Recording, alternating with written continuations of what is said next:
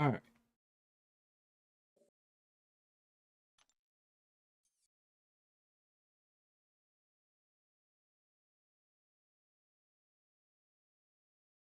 Right, this is the boss. Okay.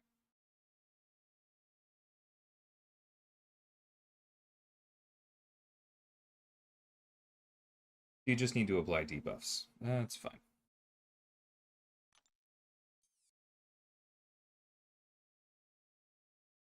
Hey, Sap, how's it going?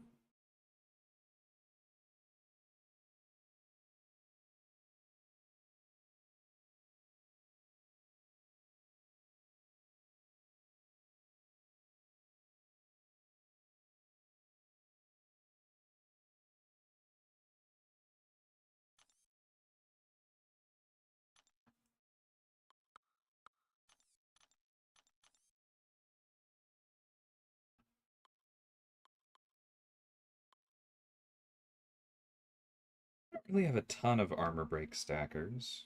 I can bring Terrax, that sounds fun enough. Actually, I guess now that I have Null, that counts.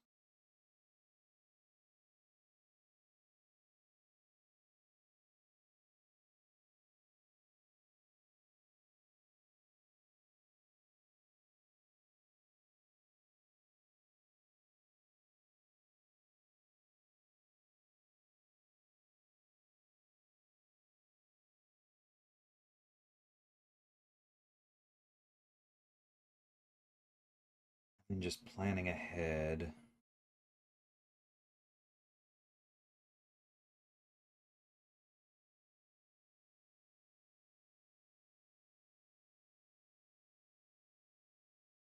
Thanks, Cracked. I appreciate it.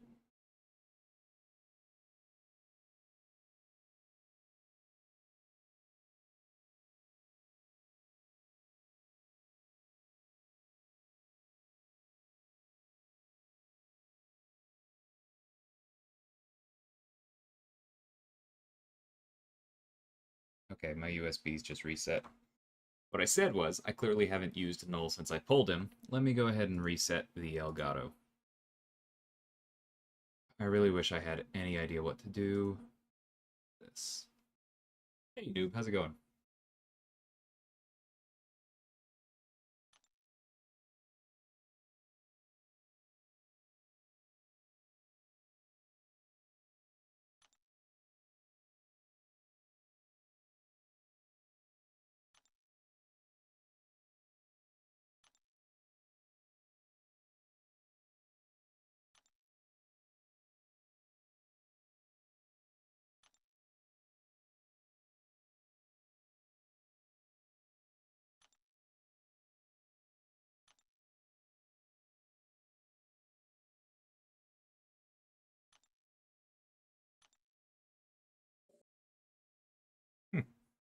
All right.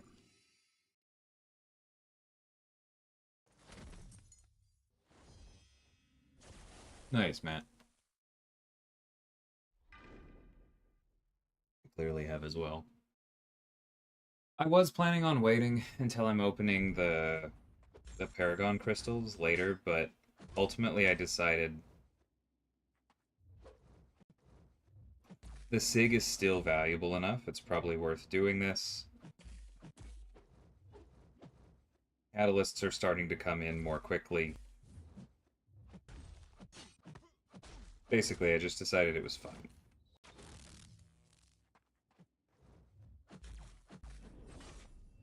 Alright, let's see how big these armor breaks. Or these armor ups are.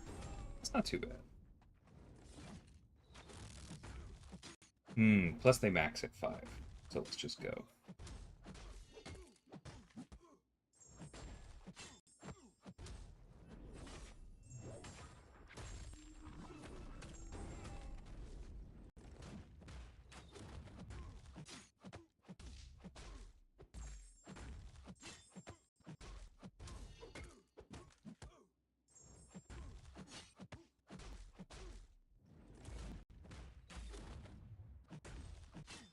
I was a little bit too late on that delay there.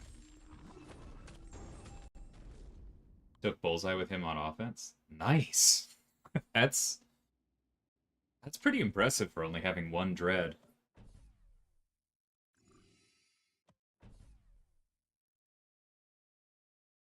Oh, I couldn't hold myself to that cracked. No, I mean, I've already repeated, right? I have two mystics.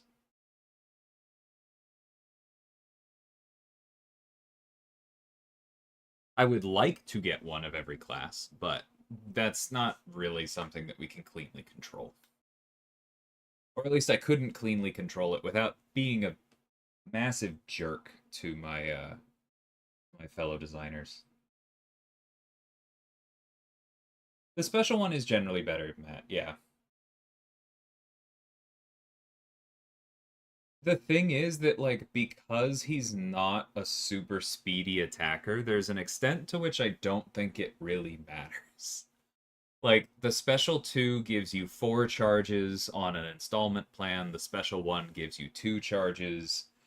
If you're not at the wall, then the special 2 is actually a little bit more efficient. So if you're fighting people who keep pulling away from the wall and messing with your tempo, then the special 2 might actually get you ramped faster than the special 1. And then for the actual damage payout, you probably want to switch back to the special 1. Like, the special 1 is generally more efficient when everything is going perfectly, but I think the thing to remember with him is that it is flexible. You don't have to try and fit him perfectly into that box.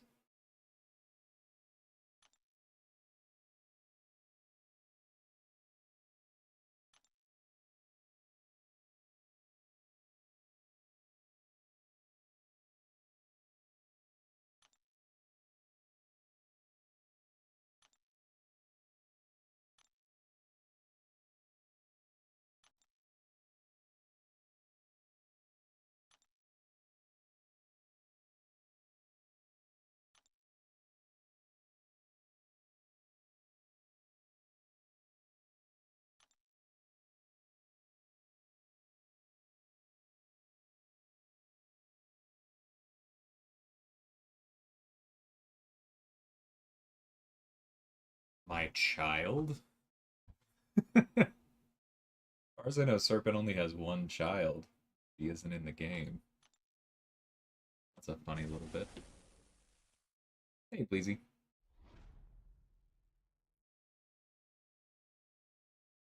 I generally go more for the characters that I'm excited about. Like, I try and pay attention to what's going on with the various classes, and I do think that I have some interesting ideas to bring to bear for both mutant and tech, um, which are obviously the ones that I haven't shipped yet, but the characters definitely matter a bit more to me.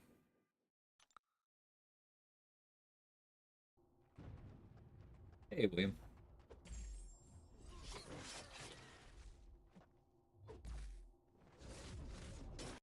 Todd, I'm guessing that you haven't been here all that much before, but like, cannot announce things that are not already announced, dude.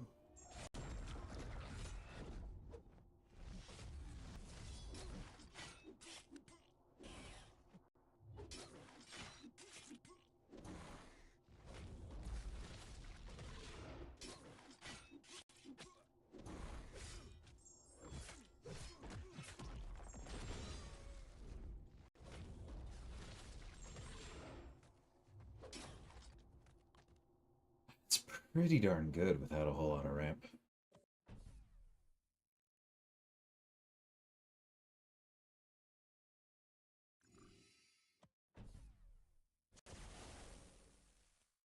Hmm. I don't know that I would agree with that, Jackson, because iDooms is a pretty simple dex.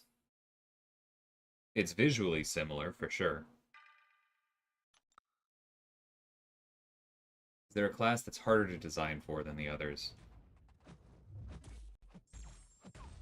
Mutant's definitely a little bit tricky right now.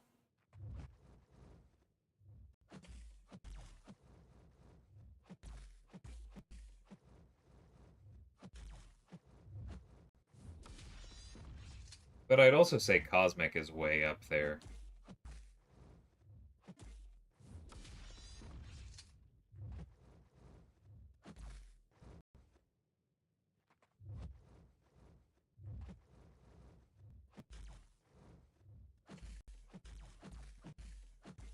Ah, dang it. Well, get the true focus up one way or the other. Now we'll build to the special 2.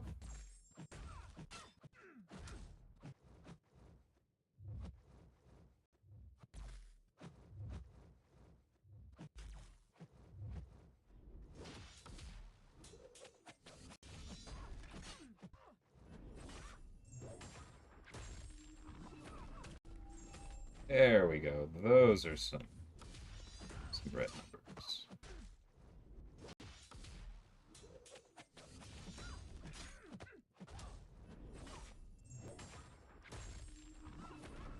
Beautiful.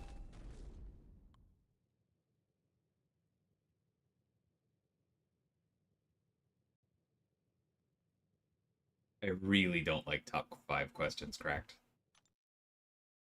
I've mentioned Blue Marvel before. I've mentioned Honey Badger. I don't really like making lists. There is Todd, but the embargoes are under embargo.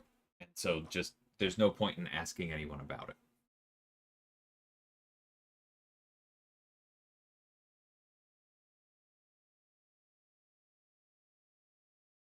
I mean, it's because of champs like Nimrod, but it's also because skill doesn't have all that much defensive threat. So it's like making a mutant defender presents significant challenges. In part because Nimrod exists, but also because of how much ground tech has made up recently. But making a mutant attacker that really sings is a little tricky at the moment, too. Because, like, everyone and their grandma punishes Purify. It's not that there's no value in that. Dust is the most recent one to do it, and I think is a very good design, and I still think brings something unique to the class, but it was a challenge to do that efficiently, right? The next mutant that punishes Purify is going to have some challenges. The next mutant that does something else is going to be starting to tread on new ground, right? And like there's just only so many Korg counters you can ship. There's obvious counter or there's obvious value in a bullseye counter, but he's a little bit tricky to counter without doing too much else. Killmonger is very difficult to counter within the mutant class. There's only so much you can do, right? And I'm not saying that that means that we're giving up. It just means that building mutant attackers and defenders, both of those are pretty tricky at the moment. Building a cosmic attacker has gotten a little bit easier lately because tech has stepped up its defense, but that's part of the reason it's so difficult to make a cosmic defender is just because mutants answer so much of what cosmic even theoretically can do. So both of those classes are things that kind of have to move forward in a new way.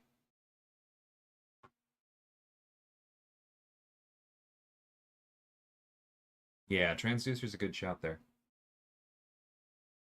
Hey, Aiden, how's it going?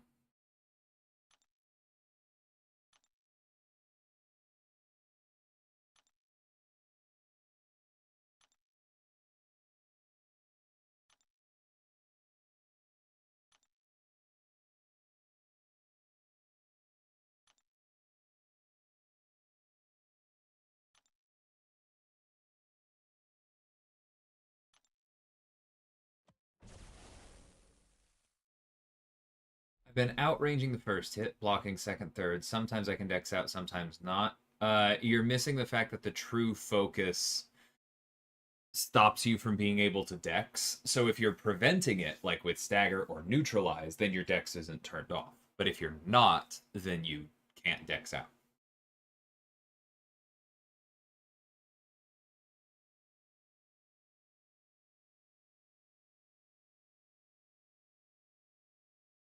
Yeah, that's definitely intended, noob. He is a defender first.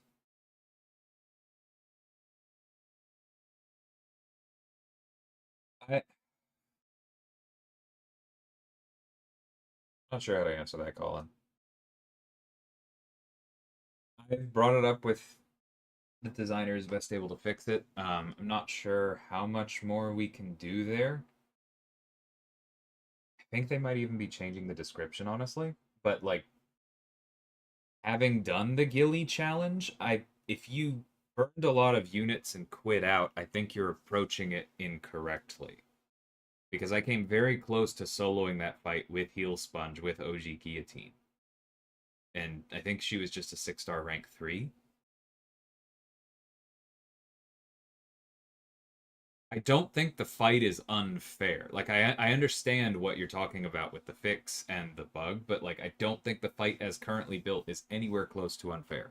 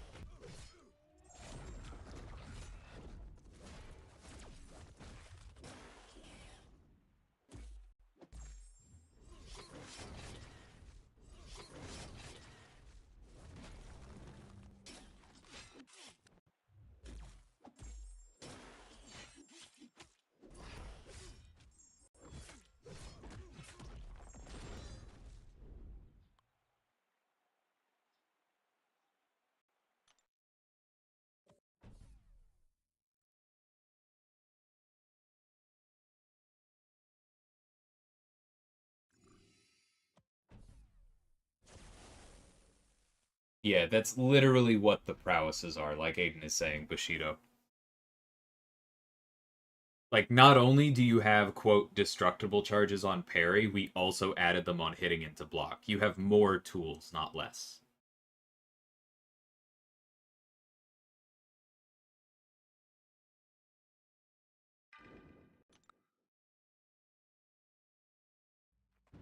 I'm gonna keep that to myself, correct?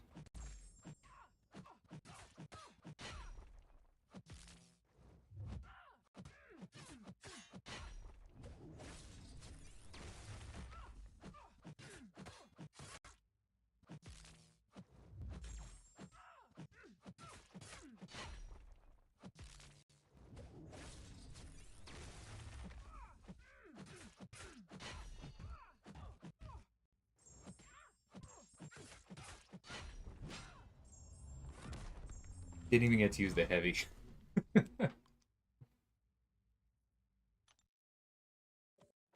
I'd rather have charges banked. You do have charges banked. That's what you're not understanding. The prowess function the same way. If you have the specific prowess from the node, which have their own visually distinct darker purple icon, that is having charges banked. I'm telling you, you're not understanding. We literally do have destructible charges, they're just called something else. More than that, they increase your special damage.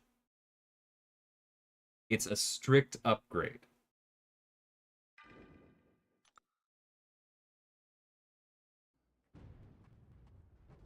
I do think it's significantly harder with 2099, Colin, with or without the issue.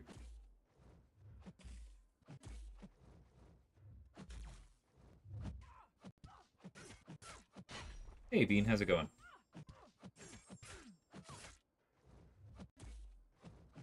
Ouch.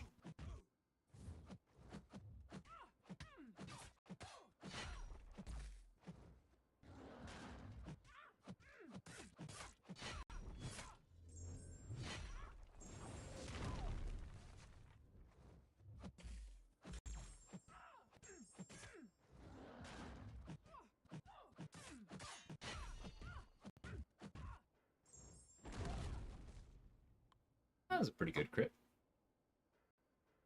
Yeah, it's the special too with OG Gilly, but like the other thing to keep in mind is just that you have to get better at the fight. Like I realize that that is frustrating feedback to give, but if Bahamut is healing too much for you to deal with in between special twos, it means you aren't good enough at the special decks. It means that you aren't managing things properly enough to actually handle your own willpower yet. That's kind of the biggest thing that I'm really going to focus on. And I get how that stings to really come to grips with, but like if you get better at the special dexes, if you push him more to the special 2 instead of the special 1, if you work around the fight that way, it gets a lot easier to manage. The other thing that I like about OG Gilly is I actually streamed it if you want to check it out. But the other thing I like about her is that she heals to full every time she gets the armor down because she heals based on damage dealt to the opponent, and the damage dealt is so high and wounded. Um, so that part's really nice for her.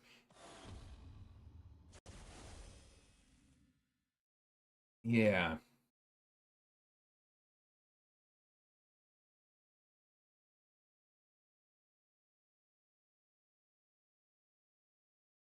the heavy and special into a special that I have issues with. Then that is like what I'm saying, right? That is like you have work to do on the fight itself.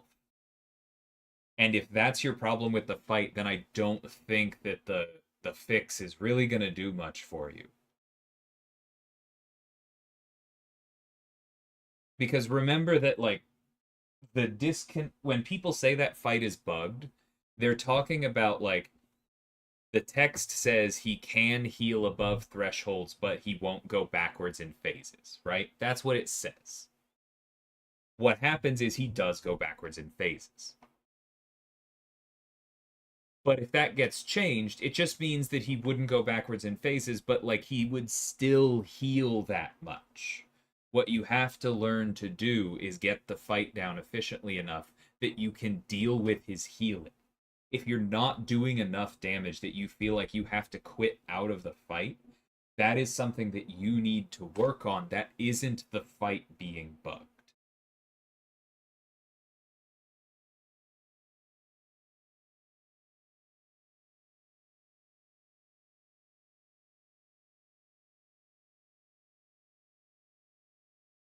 May put my game sound back on. Yeah, I could definitely see that with his.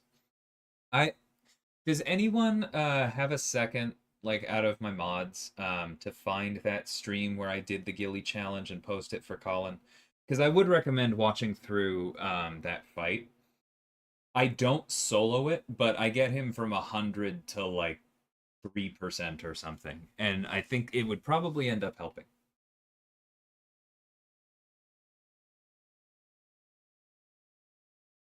Potential bias aside, who would I take to Sig 200 first, Photon or Bullseye? It would still be Photon. Um, just because I don't think Bullseye's Sig is all that important. Like, it's not bad, don't get me wrong, but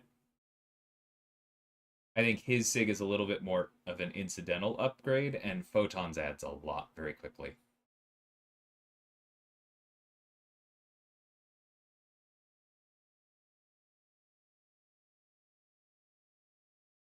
Not necessarily, Aiden. There's a number of reasons behind that.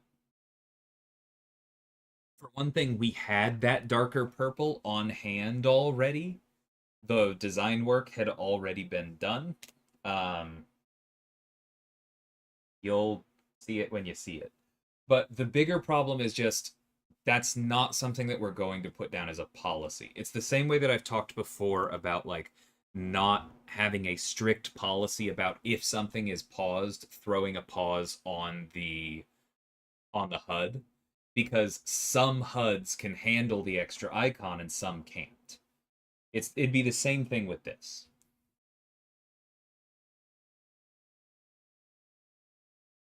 Because I didn't name it in the title. Okay, let me pull it up. It should be in my Karina's challenge playlist.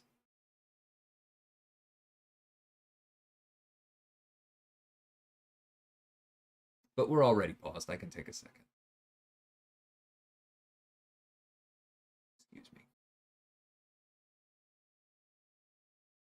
I've accumulated a fair number of playlists, haven't I?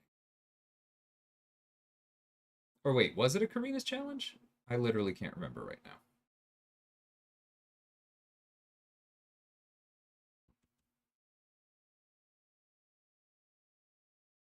No, maybe it wasn't. Okay, what playlist did I put that into?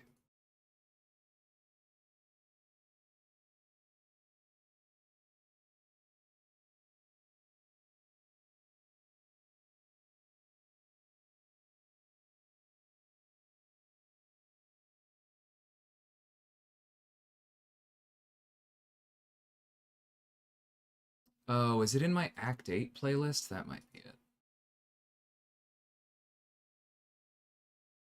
No, doesn't look like it. Huh. It would have been sometime in December. I'll have to find that after this, Colin. Um, I am not seeing it at the moment. Oh, you found it. Sweet. Thanks, Aiden.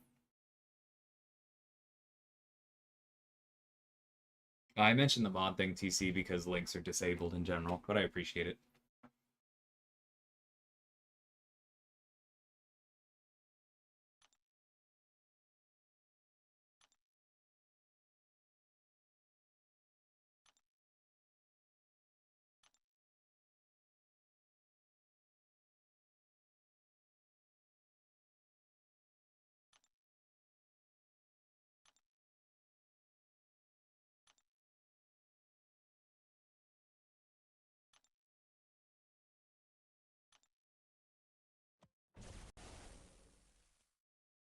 Yeah, I totally understand that, Colin.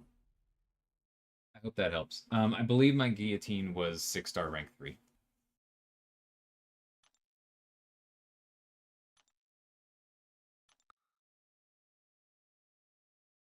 I do know the outcome, SYC. Mission accomplished.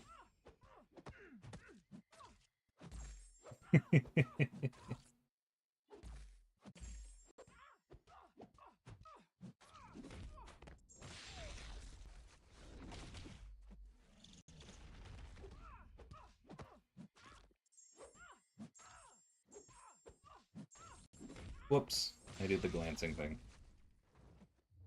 Very rude.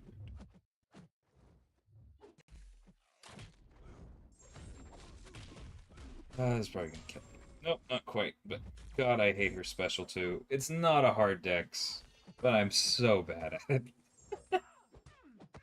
It's the Atuma Water Ball, but the OG.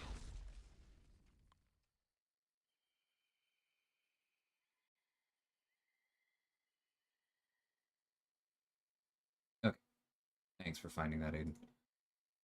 Um,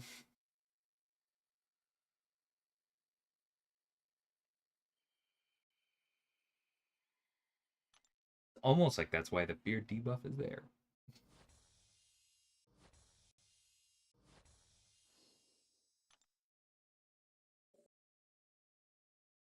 6-star Thor Relic better for Serpent, Adam, or Hulkling? Whichever one you feel like you end up using more on offense, more Matt. It's not really a precise fit for any of the three. So you're just gonna have to figure out your opportunity cost with your other cosmics. Hey Stig. Thanks. Hope yours is as well.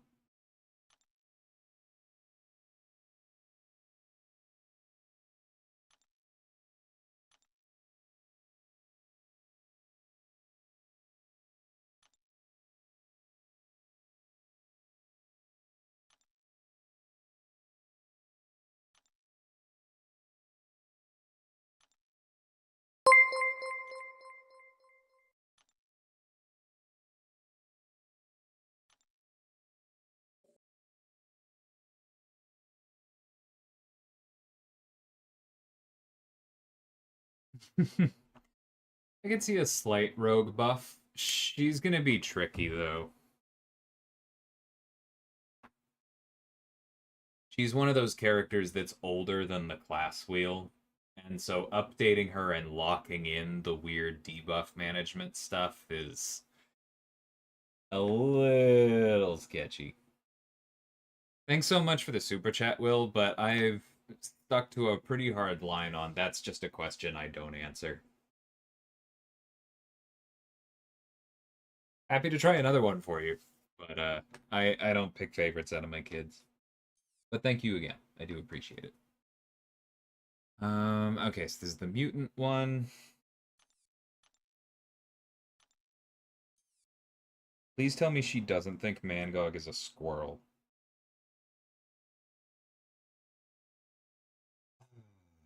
All right. Well, at least Quicksilver does really well for that. But we gotta practice him with a Saga champ, don't we? Grr. Maybe Void.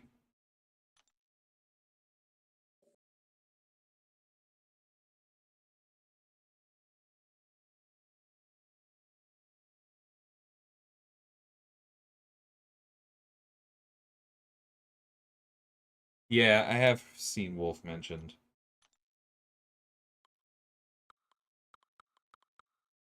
Said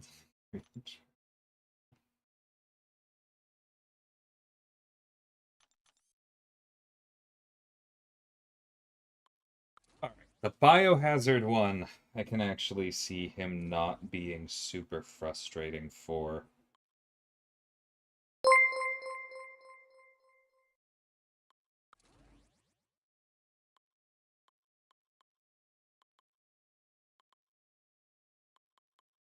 Let's play with Storm.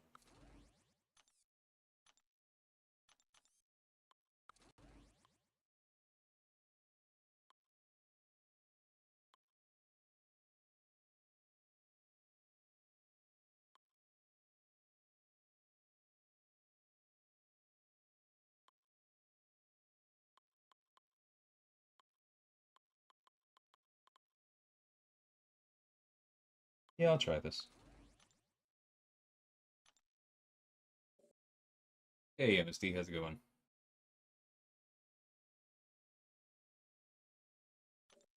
Actually, if Wolf is that good, I'm just bringing Quicksilver anyway, because I'll be fine later, and I really enjoy completely bypassing consistent combos and laughing at it because it is a stupid node.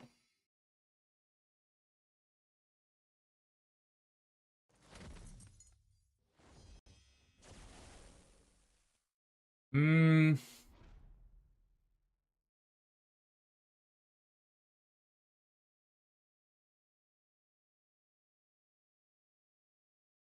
I don't know, noob.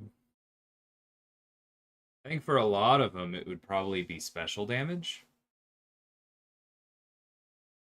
Especially because armor penetration isn't going to do anything to your red numbers. Yeah, that's a recent one, MSD. I'm pretty happy with it.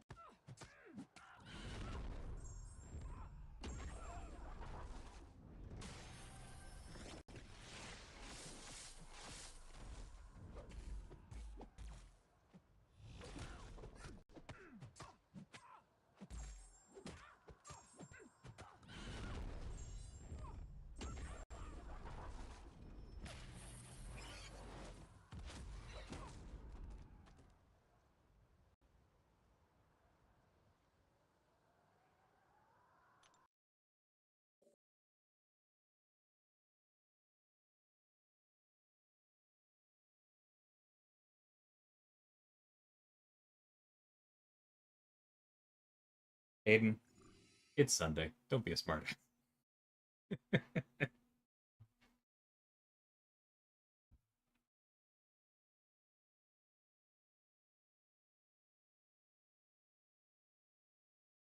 No, it's worth calling it, man. Find to prioritize. Because then if you do pull them, you can still invest in some other 7-star.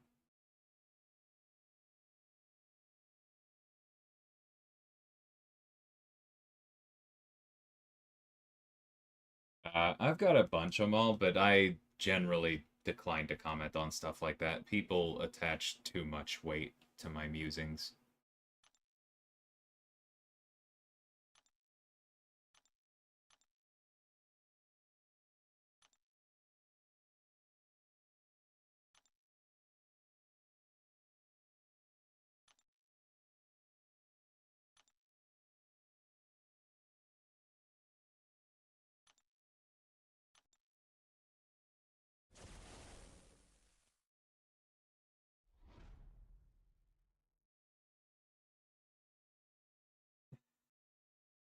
Fair enough, Aiden.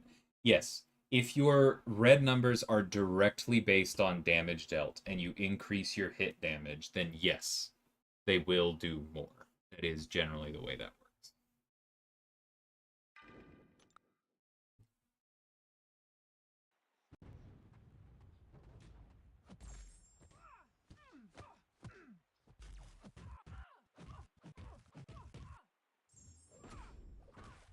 What? the heck?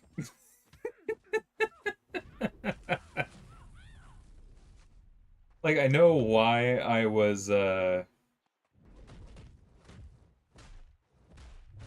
know why I was late, because I was looking at OBS instead of at my iPad, but I was not expecting her to do that. Anywho.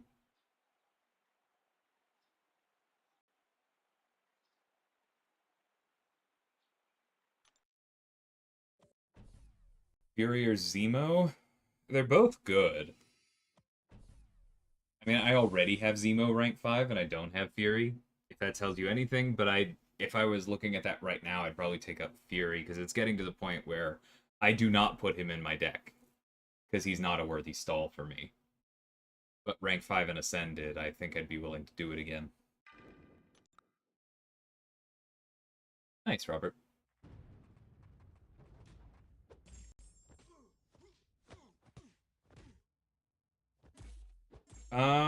That is tough to say without Aunt May online. I really appreciate the super chat, Jason, but I'm trying to think.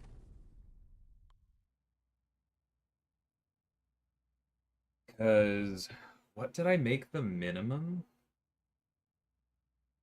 Does it start at 4 seconds?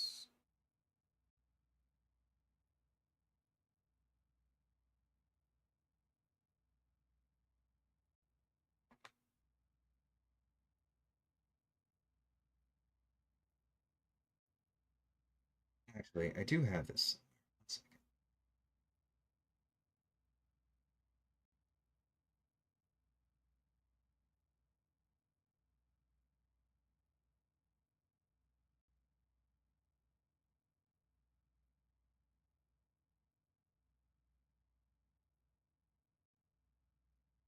I don't have the right one up.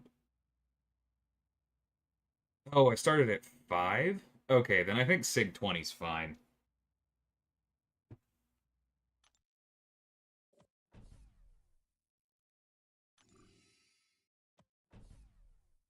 Yeah. I think I would take him to rank 2 at Sig 20. I forgot I put the bar that low.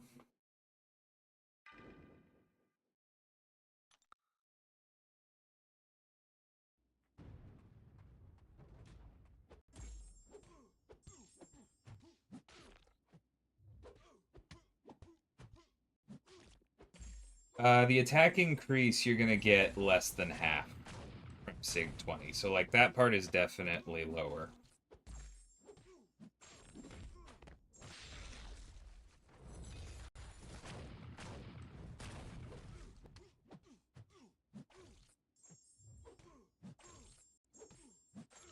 I don't know why I did that.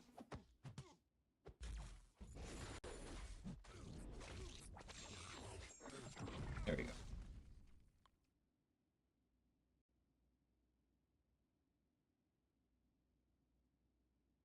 Sig 40 is 4.7 seconds. Maybe I changed something.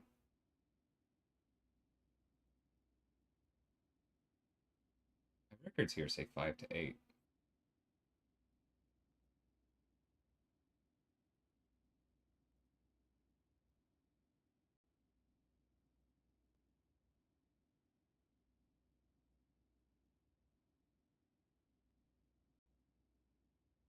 Wait, are you looking at a 4-star, Matt?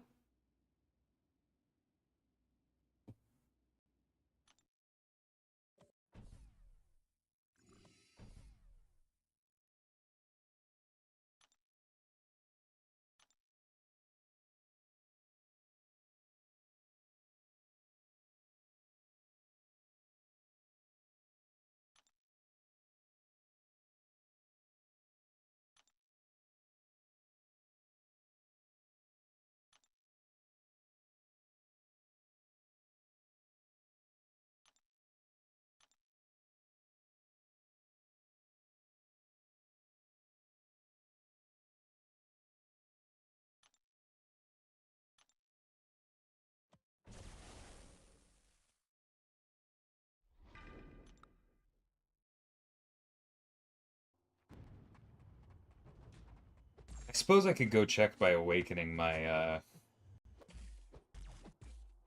my 5-star right now.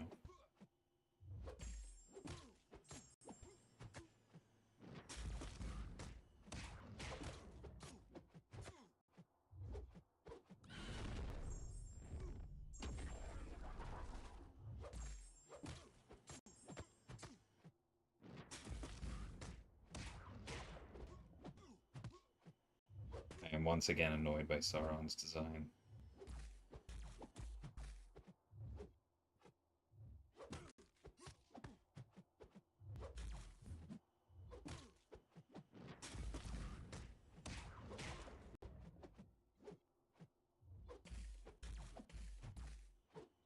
Can I get to 10 prowess, please?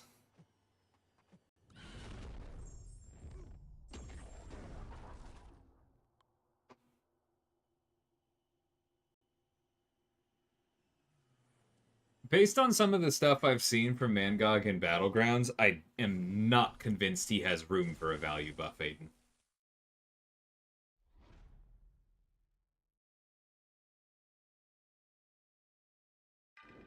Like, I have my issues with parts of his design.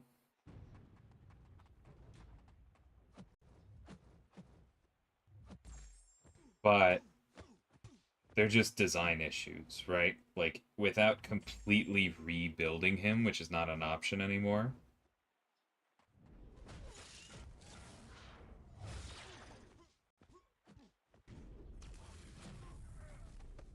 There's not much to do there. And with the numbers I'm seeing, given his defensive value, I'm not convinced that he has any room for a tune-up.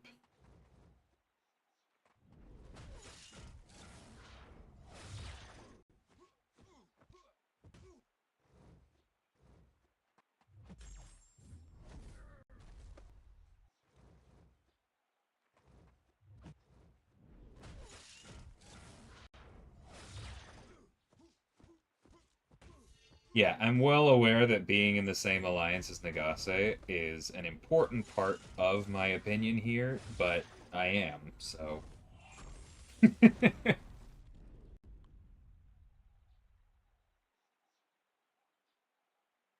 Hey, sec.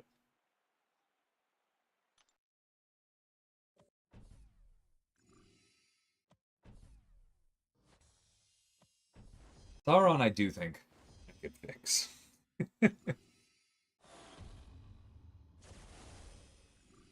It took a fair amount of playing with him to get to that point, but I do feel like it.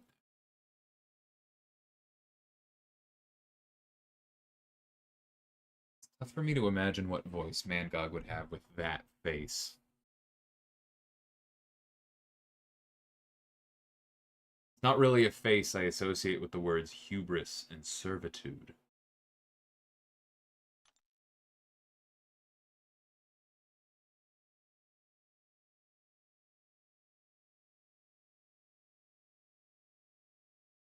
I don't remember his reveal trailer.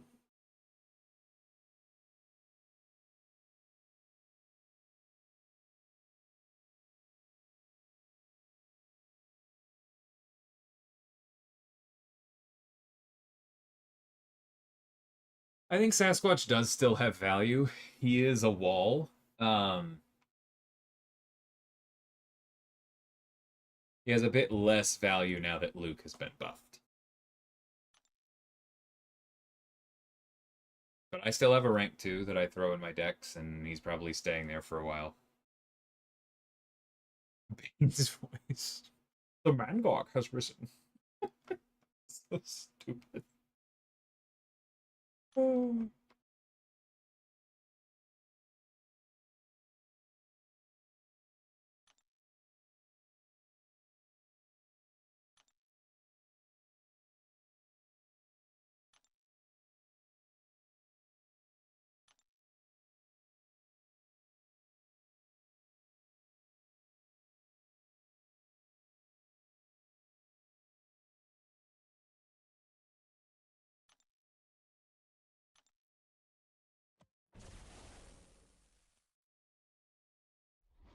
I can only go so deep without starting to sound silly. I will not try.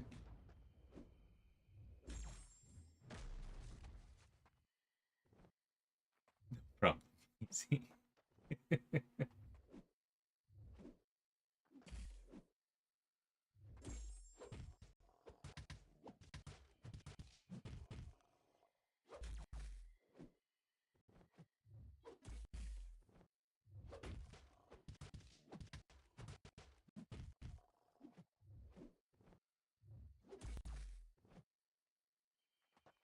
Here, boy.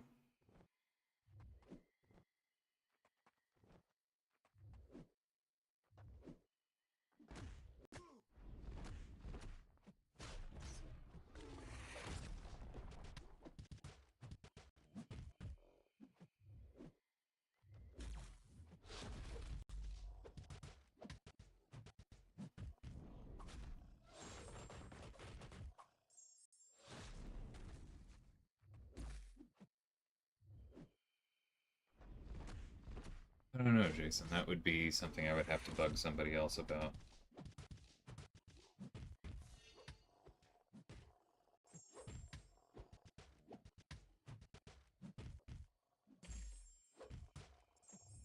Oh, come on. There goes my trauma.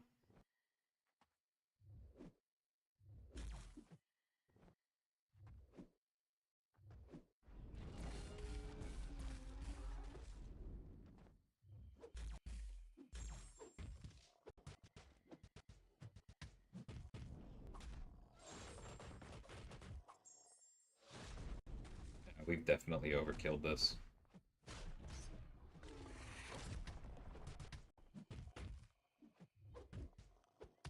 Yeah, I should have detonated a while ago. Um,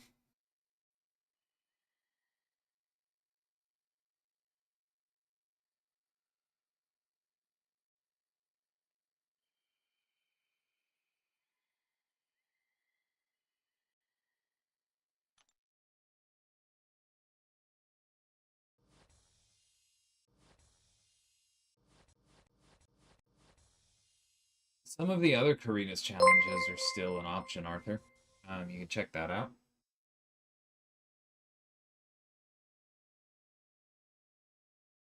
Will, I again appreciate the super chat, and you must have missed somebody asking me just before you about Gladiator, but you have once again asked a question I cannot answer, and I don't change that for money.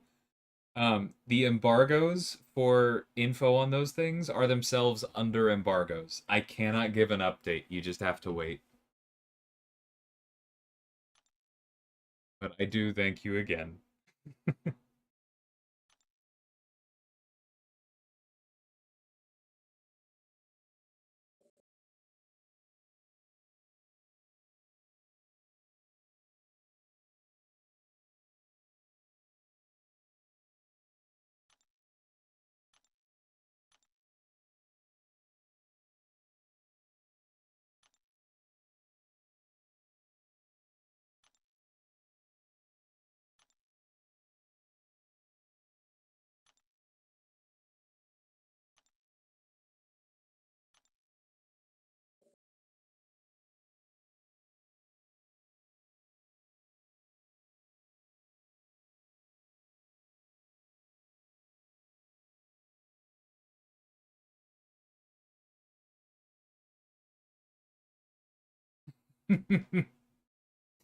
Well, if not dog, why dog shaped, Cyber?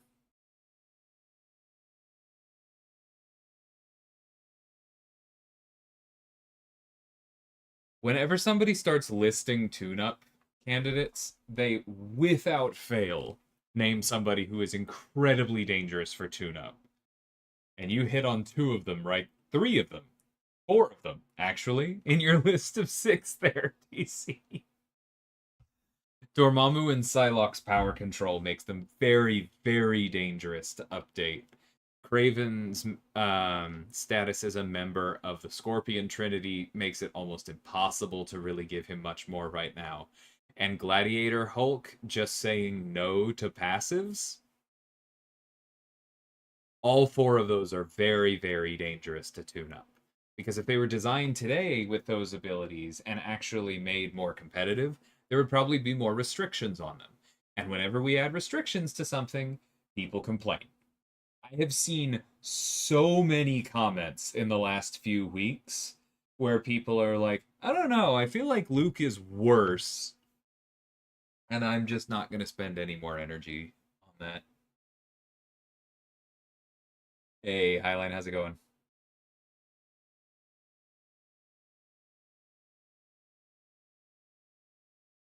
It's okay, TC. It's just the game is tricky. A lot of the characters that people are like, why haven't they tuned these up by now? It's like, we have answers and you're not going to like them.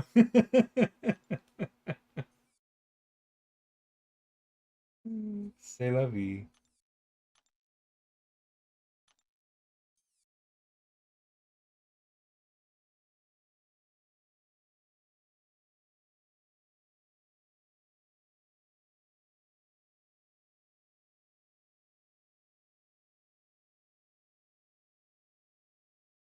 Okay, that seems simple enough.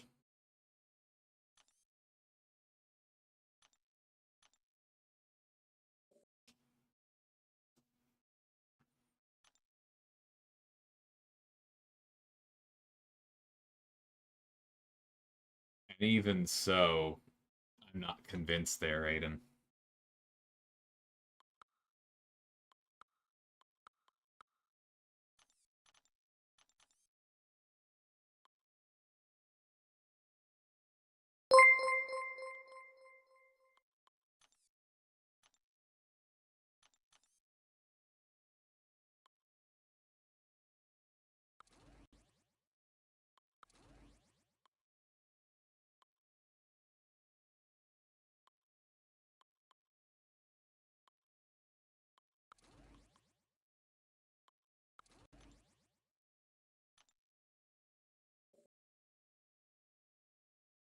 Ah, there's a good one. Thank you, Will.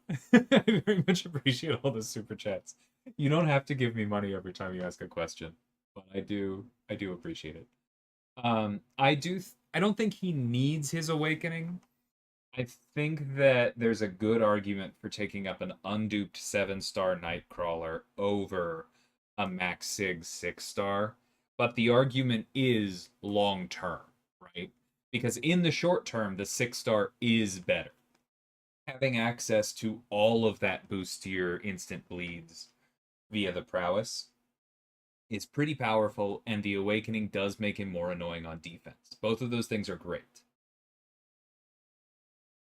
However, I personally would not spend the however much it is to get the awakening on the 7-star, and so like I'd be weighing, do I rank up the 6-star now and then take the 7-star up later when I can get an awakening on them? Or do I take up the 7-star now, except that he's not going to be quite as good as the 6-star would be, but call it more efficient in the long run?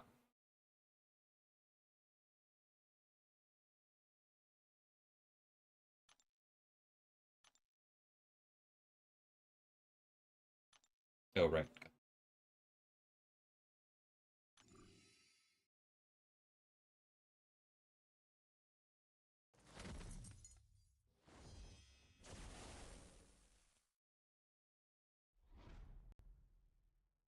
I don't love Pain Link either, Aiden. I think it would be an interesting mechanic on a more interesting defender.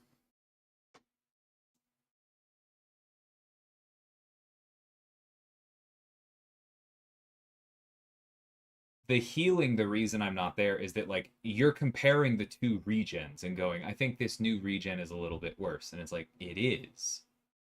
But that's intentional because the new one does significantly more damage. Like you're talking about exactly the kind of trade-off that we're talking about.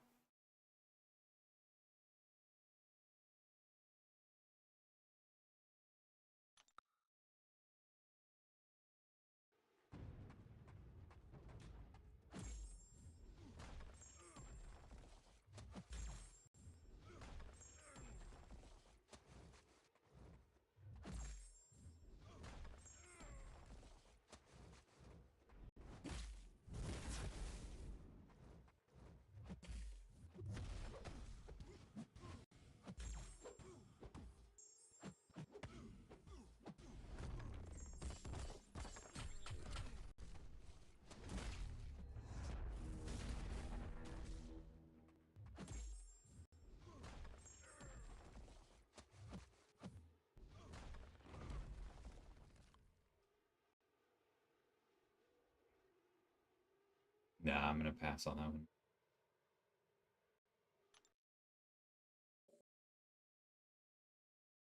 That's a pretty fair list, TC. Loki is a bit of a spooky one. I think we'd probably rework his special one, and then people get angry.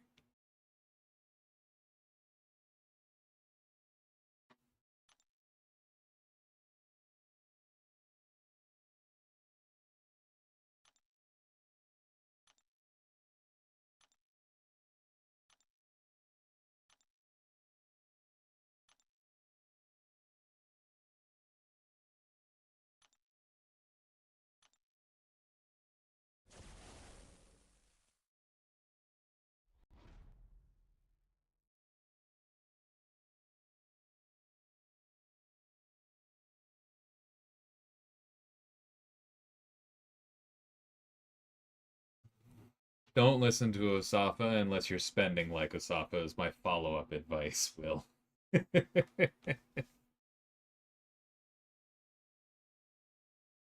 it going, man?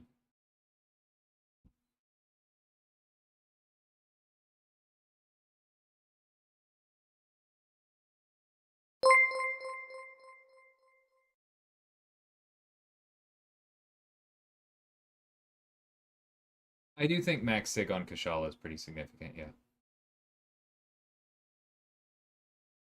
Ghost Rider? That depends on how much you want out of him. You could definitely tune up Ghost Rider and get okay results. I personally would want to do a bit more with him because I don't like the reliance on the special 3. But when you start moving that many pieces around, you might run into similar problems to what we talked about.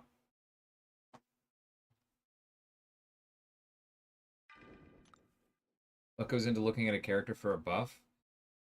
That's an extremely complicated question because the answer depends on like what part of the process you're at and what year it is and a whole bunch of other things.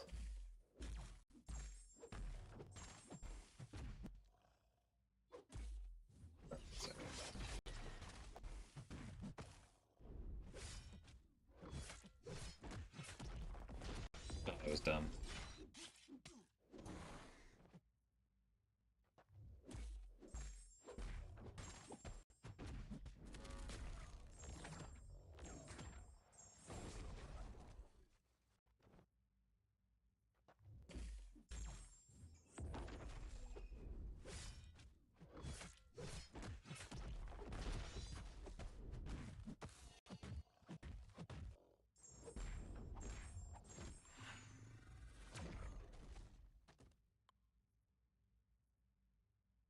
And see, that's what I'm talking about, Cyber, because if his judgments are guaranteed and he has other ways to refresh than the special 3, then something else might need to come out.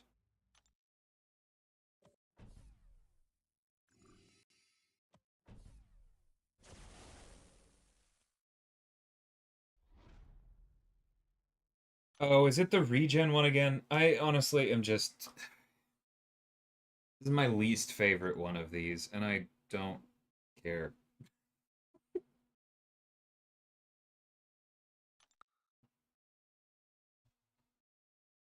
Why would something need to come out? Because Ghost Rider has Faith or has Damnation, which is one of the strongest buffs in the entire game. And he has some of the best healing in the entire game. If he all of a sudden guaranteed accesses all of that without need for a synergy, and he has better uptime on the regen and the damnation, we're in the danger zone.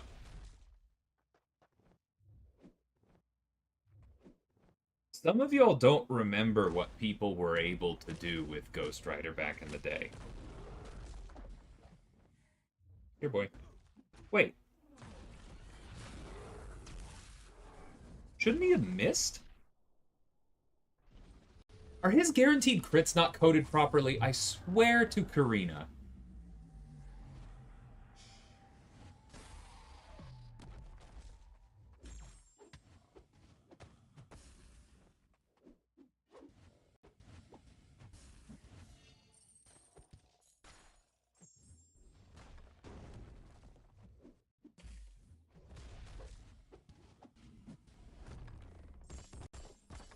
Oh, dang it. That's a problem.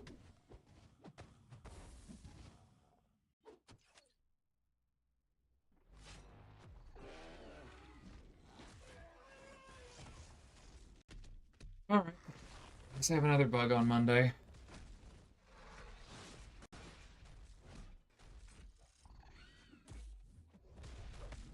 Yeah, that means he's using the old version of guaranteed crit coding.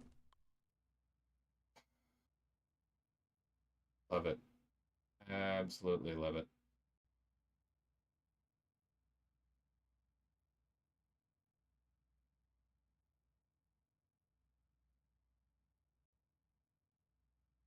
I'm not upset with Mole Man's coder because like these standards evolve over time. I'm just amazed this one hasn't been caught yet. That's a mole issue.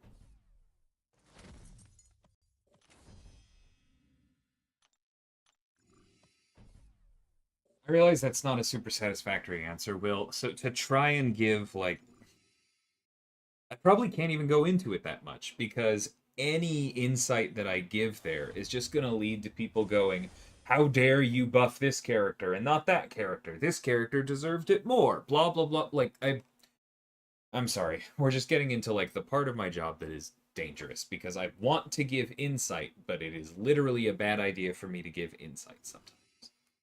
Um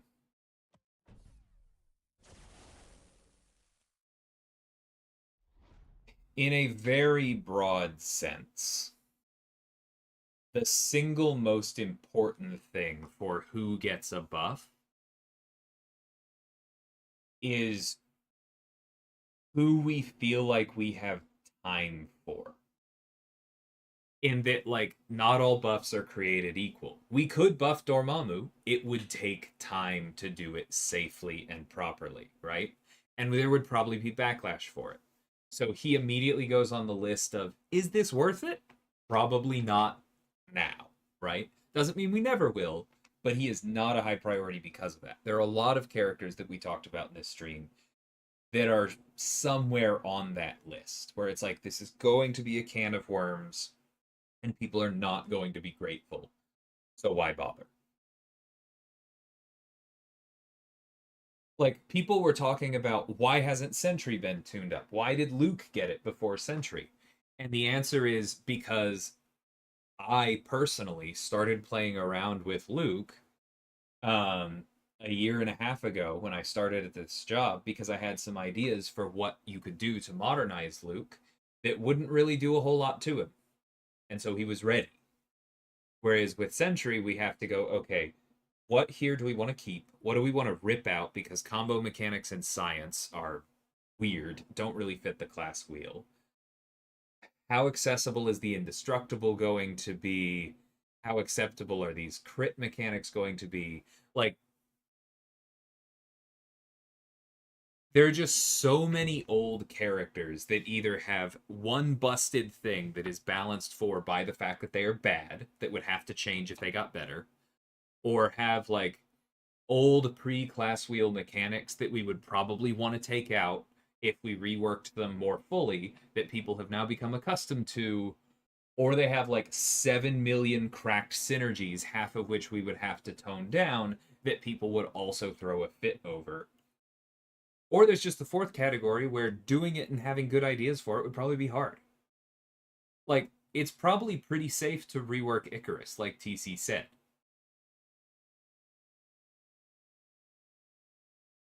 But I don't think anybody has really wanted to wade into that particular pond just yet. Whereas the American Chavez tune up, the Luke buff, the Nightcrawler buff, all of those were relatively blank canvases or minor changes. And one of those two is generally safest.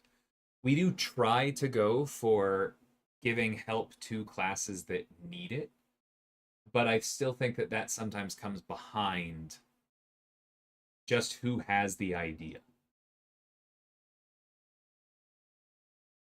Why is Backlash so heavily weighted? Because there's still other options, Aiden. Like I said, it doesn't mean we'll never do a Dormammu buff because of the risk of Backlash. But why bother with a Dormammu buff when we can buff somebody else that won't have backlash. It is purely an opportunity cost analysis. Or not opportunity cost. It's like um, path of least resistance. It's not a primary factor. I think you may be overweighting it, but it's just when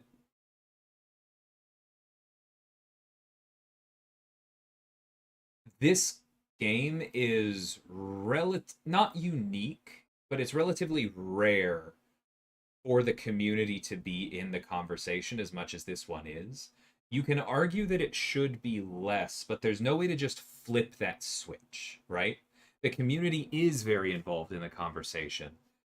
And whether or not they should have X amount of power, clearly a large chunk of the community feels that they now deserve it. It is theirs. If we ignore them, we are spitting in their face. And as much as we make fun of people who say they're going to quit and then buy Paragon crystals the next day, like, some of them do change their spending habits based on that. So you can go, like, you can try and do a full analysis of, like, how bad would the backlash actually be? Does this cost us money? Is it worth it against upgrading this character that people probably aren't going to play, but everyone already has, so it's difficult to monetize them in the first place? Or can we just buff Nightcrawler and do a cool thing with the sagas? Like, one is just way easier and more lucrative. It's not that the backlash is weighted that heavily, it's that it is a part of the holistic picture.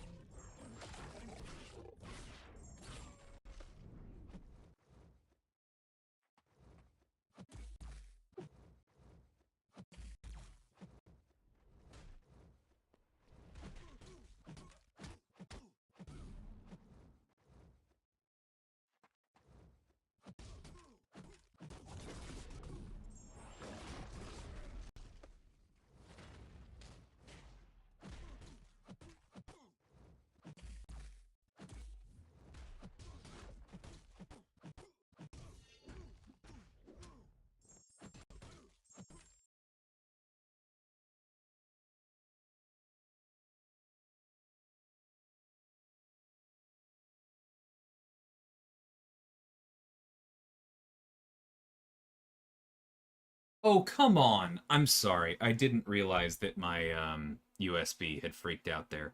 I guess it's only been like 20 seconds, but now I have to wait for the whole thing to disconnect again. I'm sorry. If I knew a way around.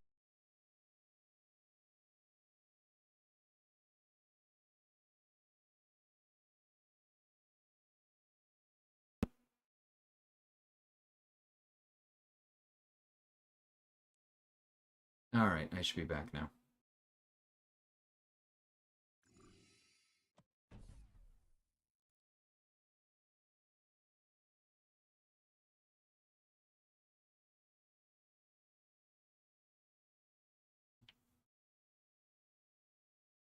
I really mean minimal offense by this TC, but I know we could find volunteers for the buffs.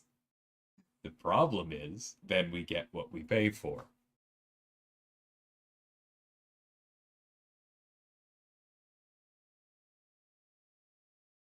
I'm just not going to answer that, TC. Is there any actual chance we get a 6-7 star Quake in Magic if they get the tune down, like Jack said? I hope so. But that's not my call. If it was my call, we would have tuned both of them down and released them back before Ascension went out.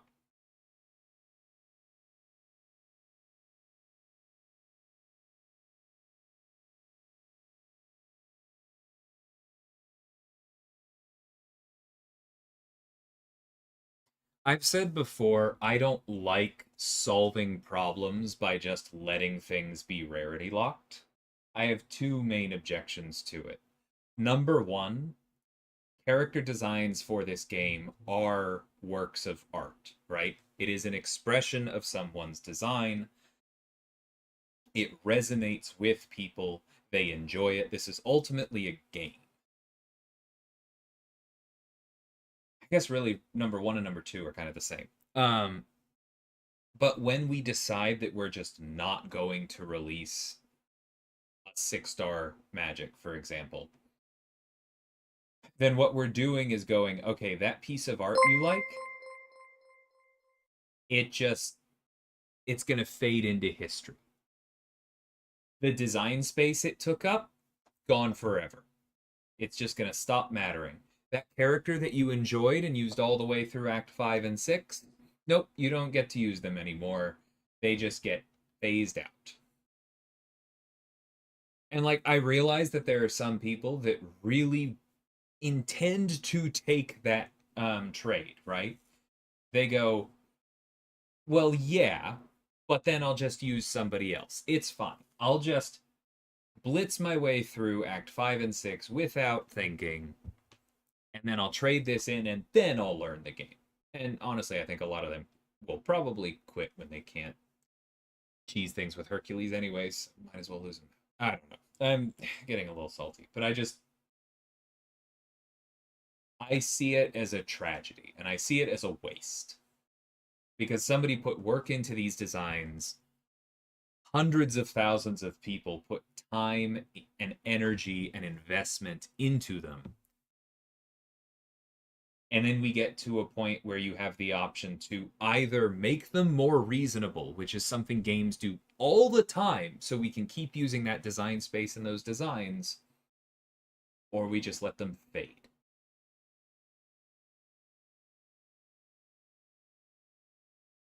And you cannot convince me that it's not a loss if you pick the latter.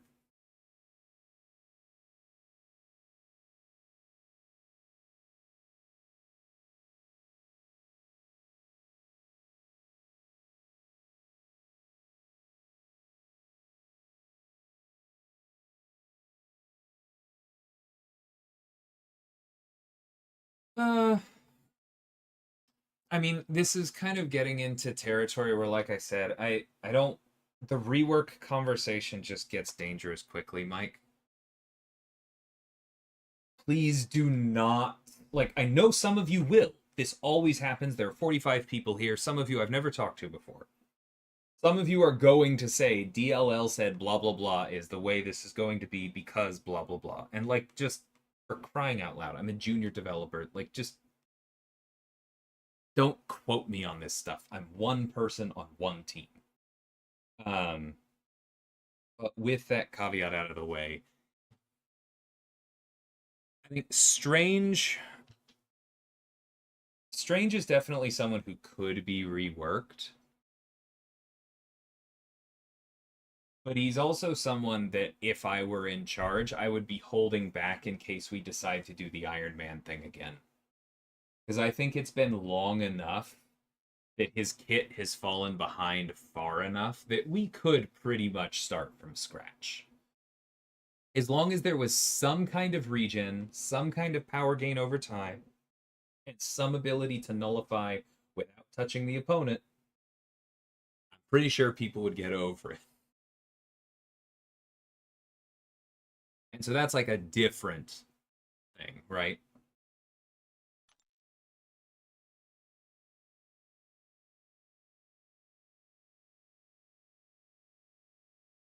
Magic's problem is power control. Magic's problem is also sustainability. People do not realize how survivable she is. She net heals with recoil. No, I know you wouldn't, Mike. That's not what I mean. That was more just a statement to the room because I know that, like, whenever I talk about this, I always end up regretting it on some level. Not enough to stop doing it, clearly. I'm streaming right now and we're talking about it. But on some level, I always end up regretting it because I see some comment on Reddit somewhere where somebody was like, DLL said that Dormammu would be too powerful if he were buffed, and like that's a tiny corner of this conversation and misses so much nuance. But it happens every time.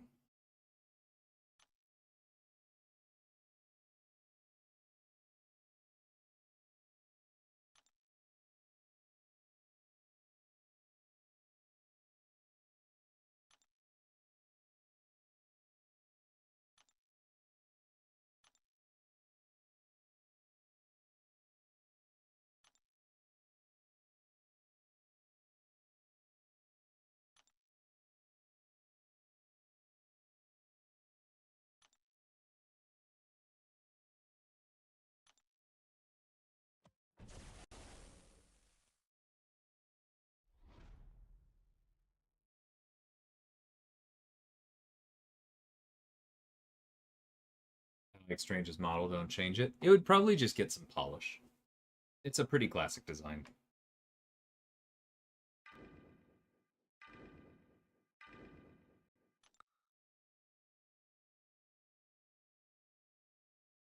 It's not guaranteed, but it's an individual chance on both hits of the special 2 AMK, and so it is over a 95% chance on every special 2. And there's very little risk associated with messing up or with missing that chance because the specials also give no power. There are like 3 different ways in which she just completely bypasses things.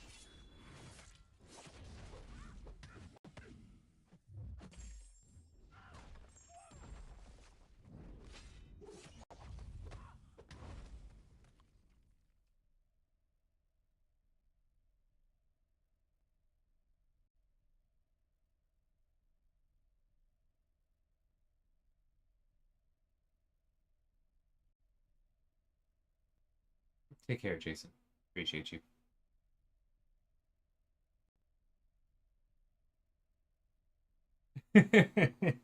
I do appreciate it, Mike. And Doctor Strange is a fair question.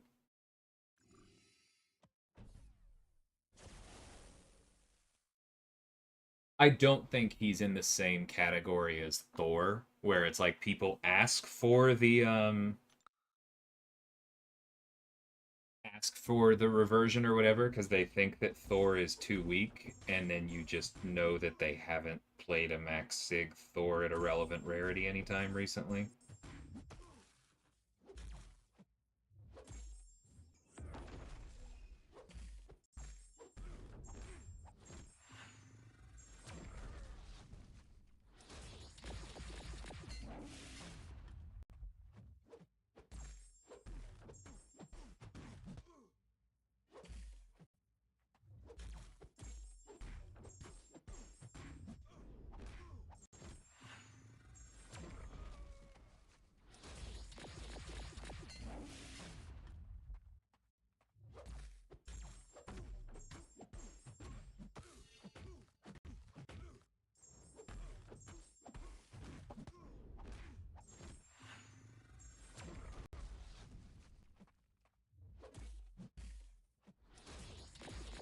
Yeah, Magic does have a power lock, not an enervate, which is also a significant problem.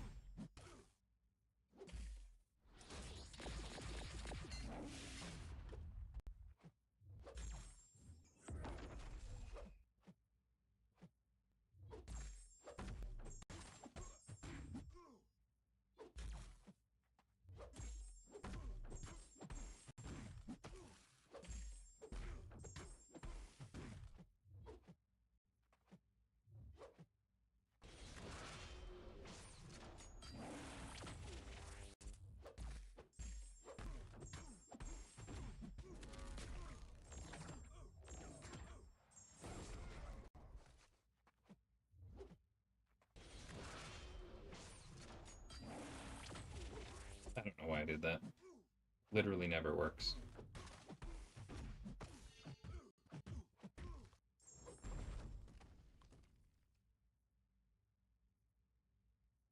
Nah, Psylocke isn't a power lock. Psylocke is an enervate.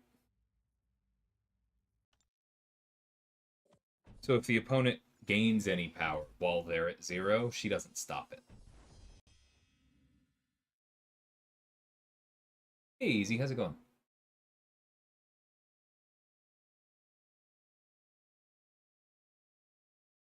Is there any chance OG Ultron stops being 5-star locked? I hope so. I also think he's a good one for us to update. We would just probably have to split him off to avoid messing with that one, what is it, Act 5 fight?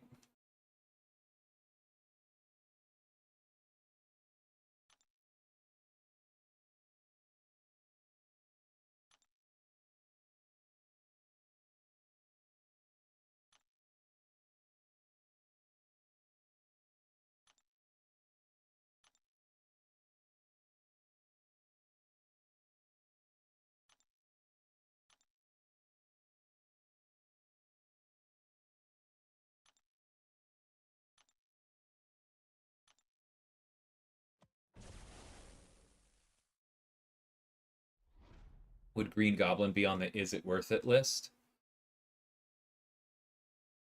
I think we could handle him, but there's definitely some challenges.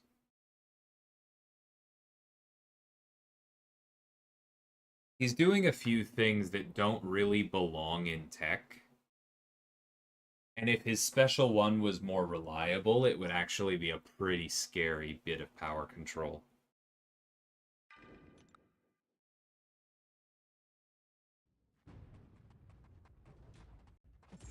Super Scroll is somebody that is just very dangerous to tune up. Like, what do you actually tune up?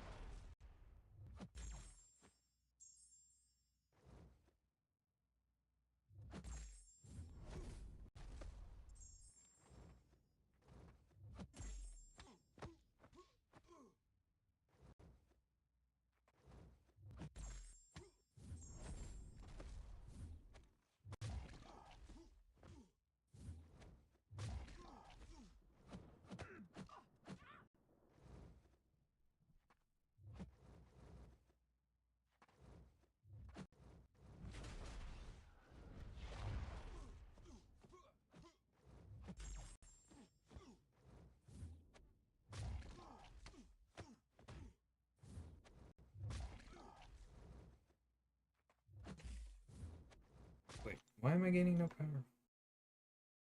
Oh, right.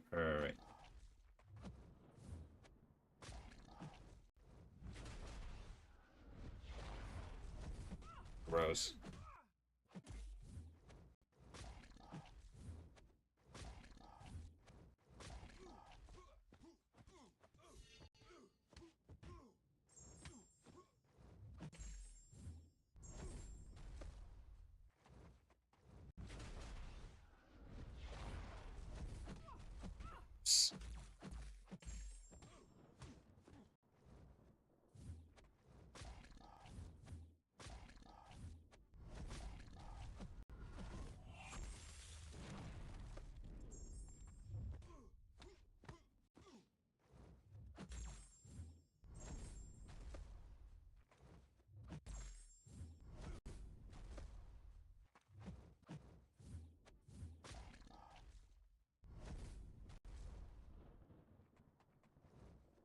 Right.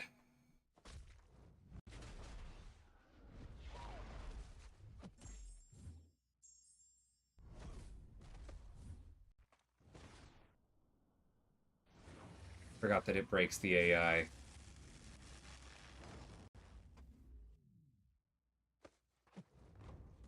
Yeah, that's fine. That was miserable.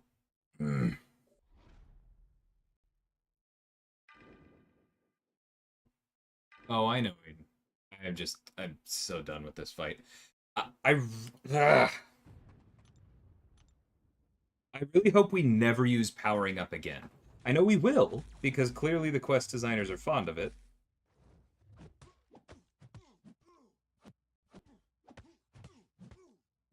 But I am not.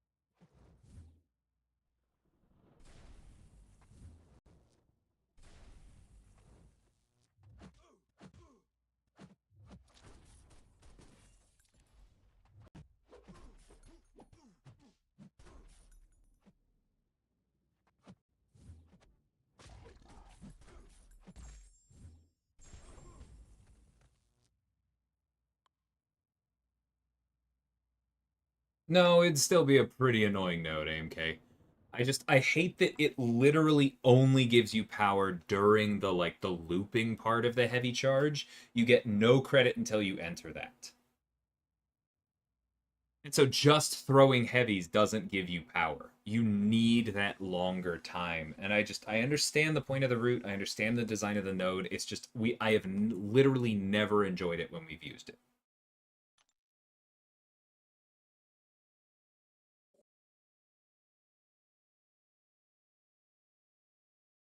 That would break the rest of the kit though, TC, if Super Scroll worked that way.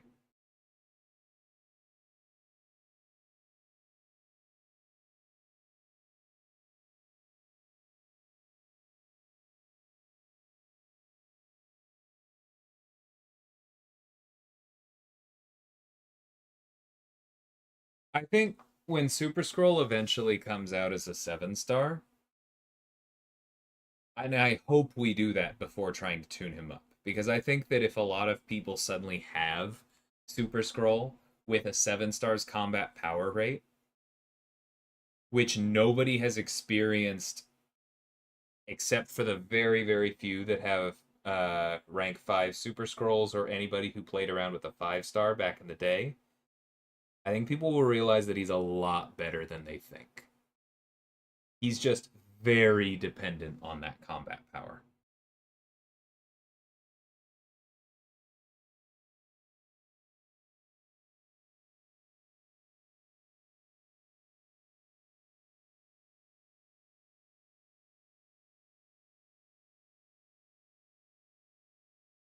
Take care, Will. Thanks again for all the super chats. Appreciate you.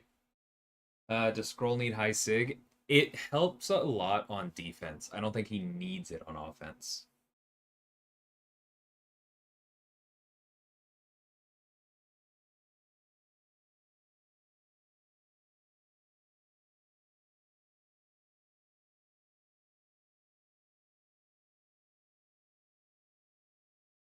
I think it's mostly the combat power, Aiden.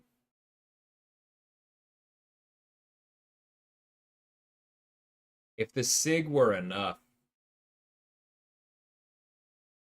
people wouldn't be complaining as much about the 6-star, because then the sig, after a certain point, would be making up for the combat power.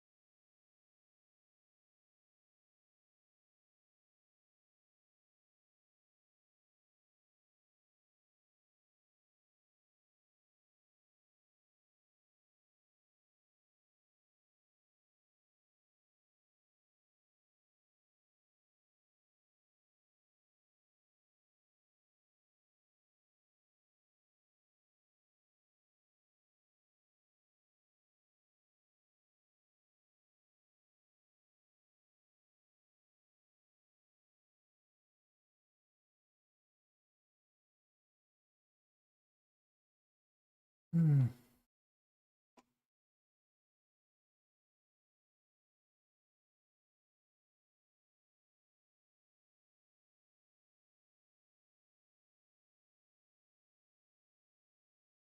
I think the last one was side quest SYC. And I'm not sure I agree with that as a margin for something being overused anyway.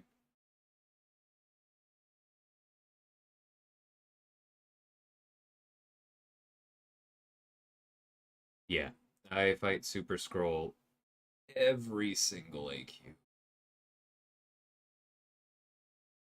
I have a healthy respect for him, plus the ability to crit through block.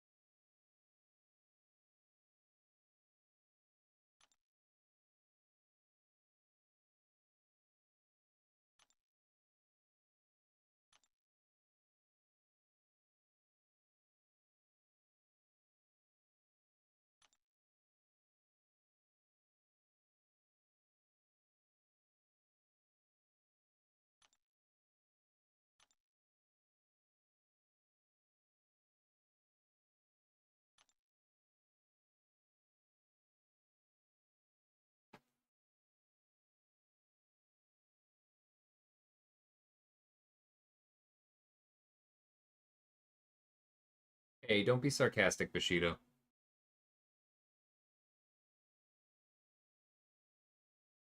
No need for that.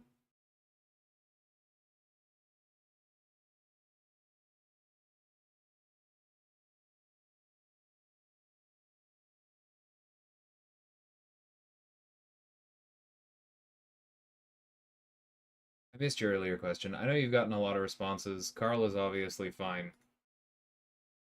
Gore has enough buffs that I imagine White Tiger would be really good. Um,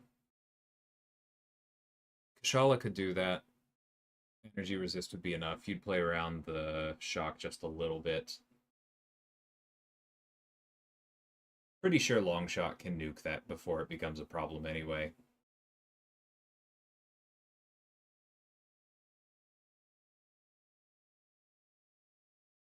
Let me take a look at anime real quick. Claire would be great.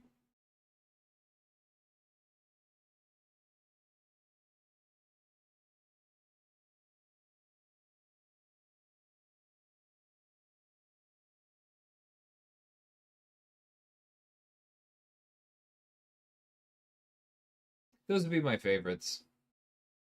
Could add in a number of others with the Odin buffs.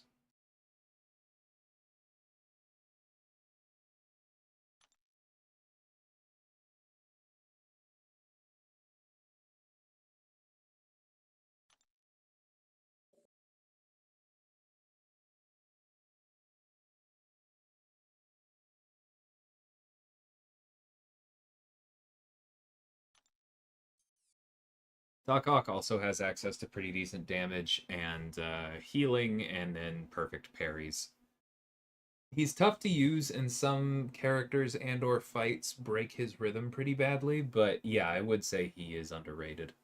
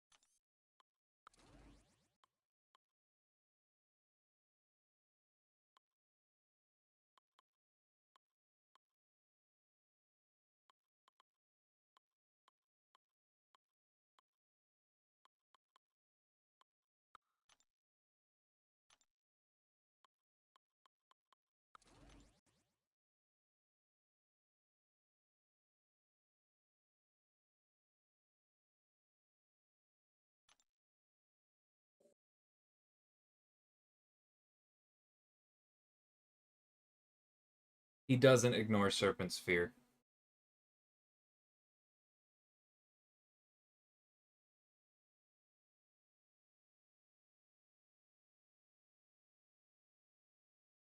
I think you're misunderstanding the trigger, Slade. The fear happens after the first unblockable. It then stops the next one.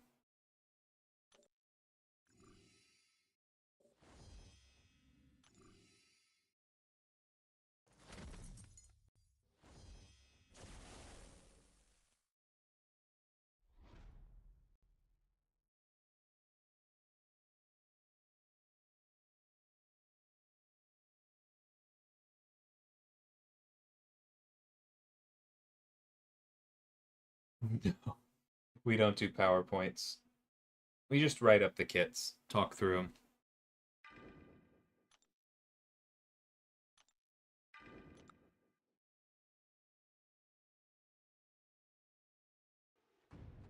Hey, Gara, how's it going?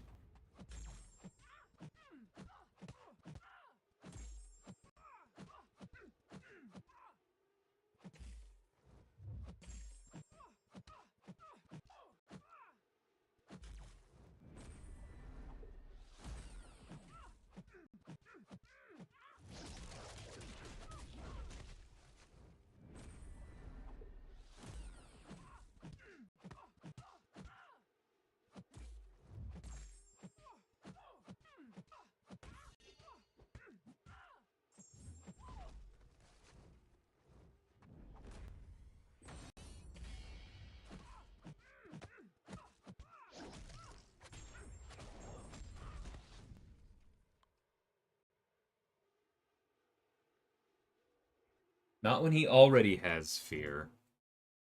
I hold on. I'm going to test this right now because I'm pretty sure that you're misunderstanding it.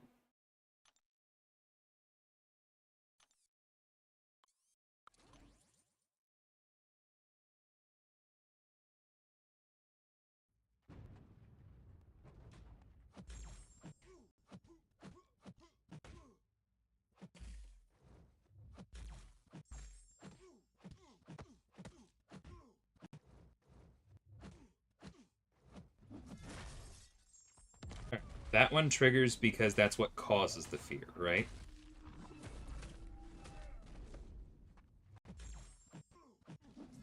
And that one is not unblockable because the fear was active. That's all there is.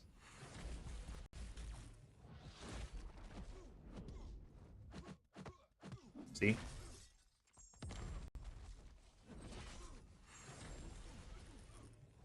I wasn't looking at the screen for that one. No, it's not dependent between the two specials. Like that's there's no difference there, Slade. I think you're just mistaken.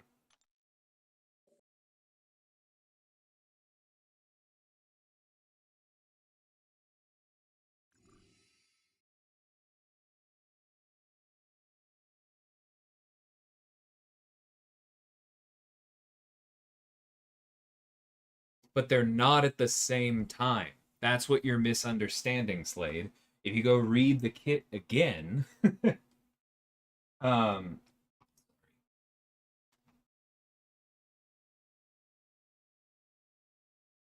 they don't happen at the same time.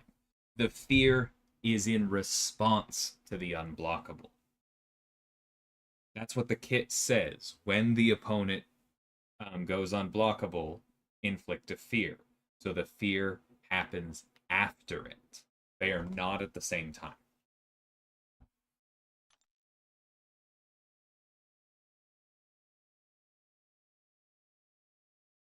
I'm going to decline to answer that, Jay. I understand that it's a common conversation starter, but I just don't like lists and favorites, and I didn't like it before I worked for the company, and I don't like how people take it now that I'm here.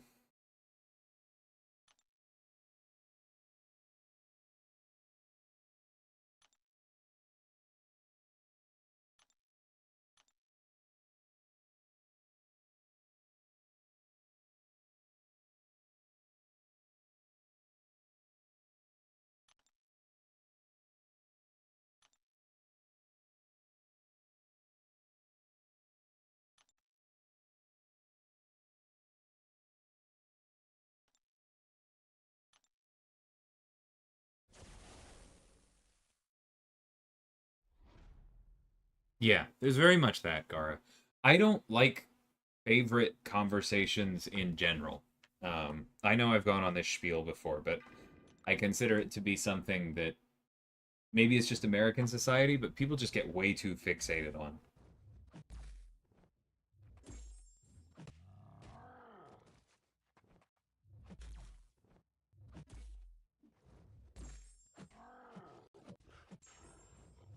Like, why does it matter to pick a favorite movie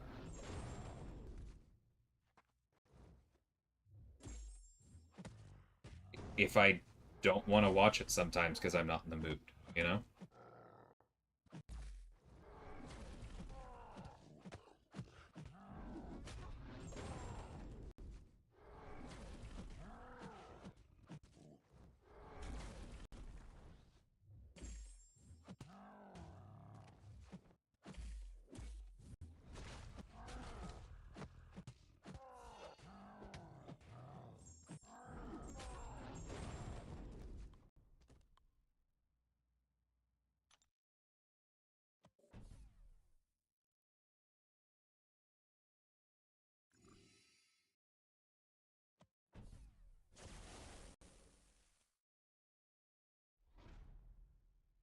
Yeah, Icarus. It's silly.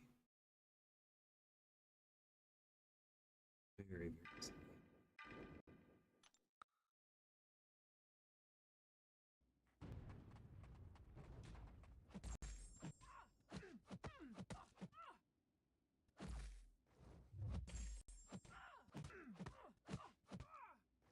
It's like they come so close to getting it. Oh, things aren't balanced and you're not having fun. Does it affect your enjoyment of the game when things aren't perfectly balanced? I haven't been able to block in like 2 minutes.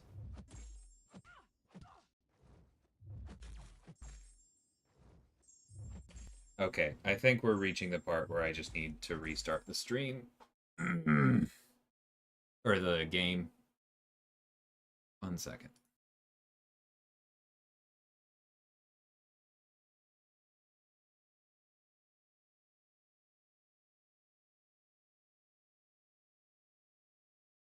Oh, spare me, Panda. I have zero, zero sympathy for that.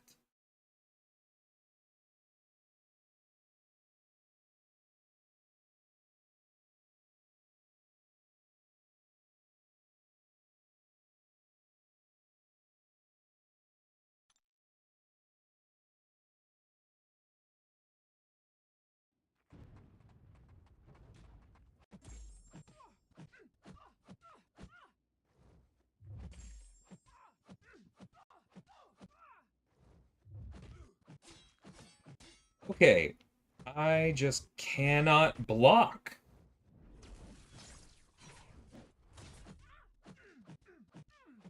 Are you see? No, of course you can't see. You cannot see how late after I dash back he's actually doing it.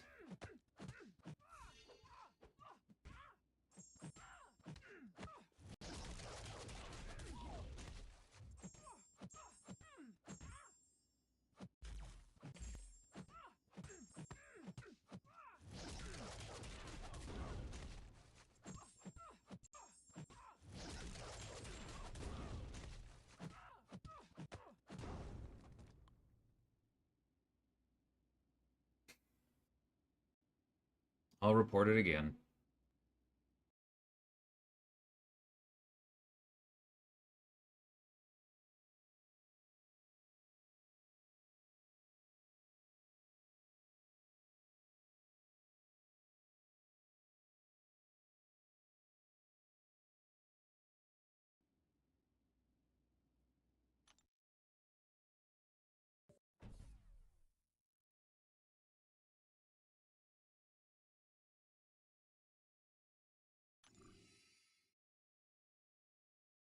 We have not yet gotten a meaningful tune down for any attacker. Some people will point to Zemo, but that was a bug fix, and I'm really not interested in debating it.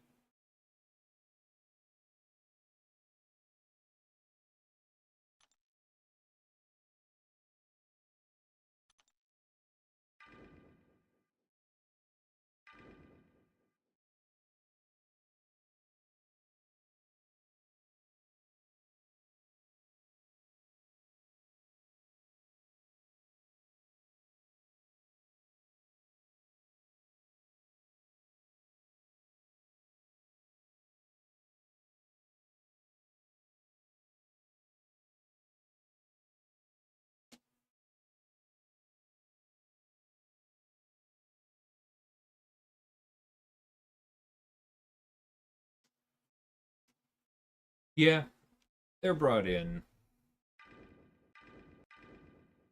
Or oh, you mean like Reed's the power sting synergies as opposed to his pre-fights? Yeah, that comes up if we do something like this character needs a power sting on them to not be terrible. Then somebody like myself says, "Hey, this allows anybody to get a power sting." But they're usually not a big deal.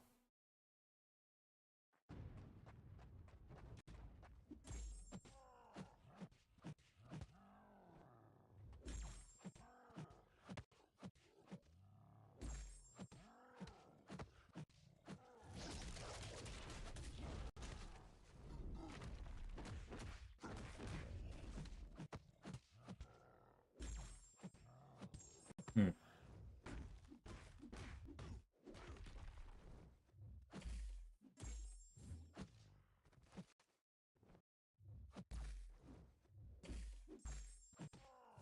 Nope, didn't mean to do that. I'm just. Ugh. I think I'm gonna have to stop after this one because the blocks are still feeling bad.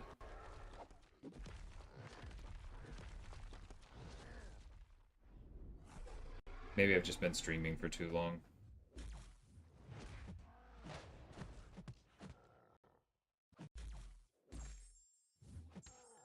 Like, I could tell even my medium there was slow. Maybe my iPad's overheating a little bit. Yes, Matt, my team is the one responsible for relics.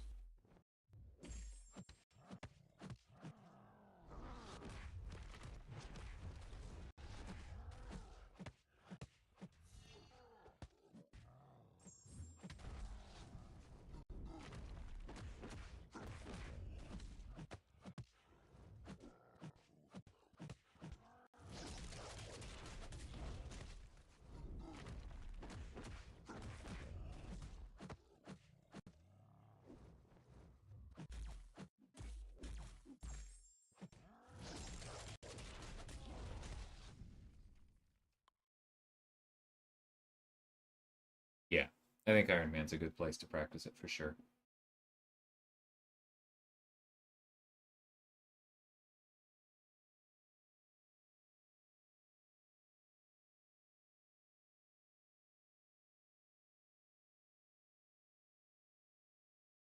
Slade specifically said after the balancing program. Some of y'all need to read to the end of the sentence.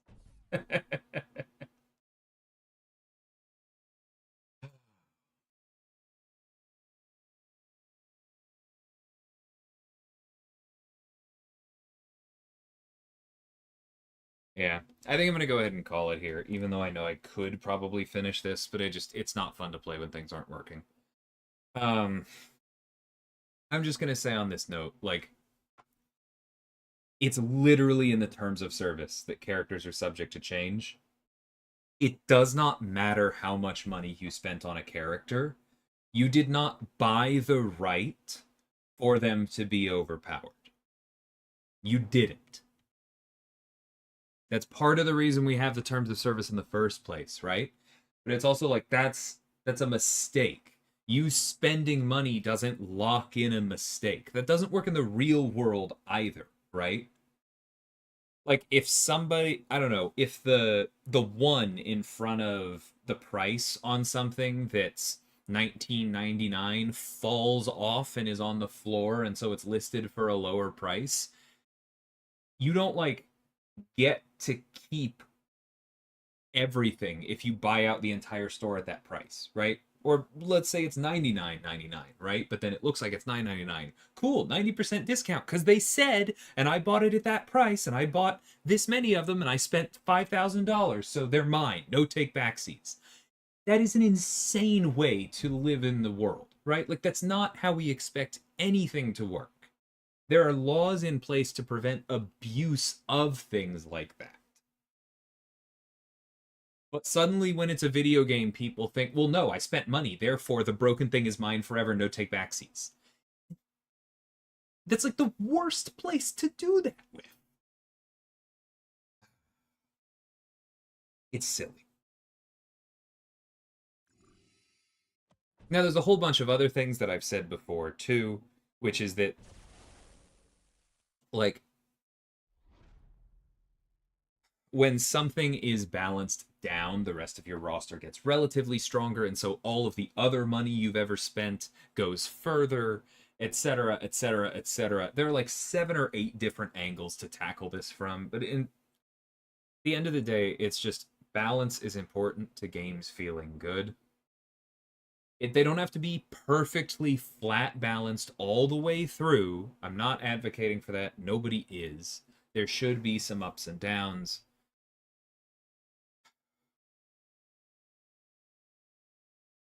But this game is not an exception. And the fact that people spend money does not just overwrite that. And I am so sick of seeing that argument presented like it's some sort of trump card. It's silly.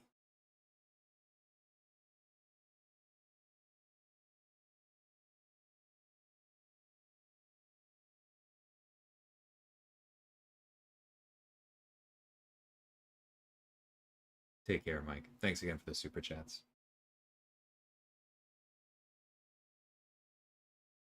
I've played a couple times, Matt. I do intend to get back into it at some point. But we can talk more about that next time. Take care, everyone. Thanks for hanging out.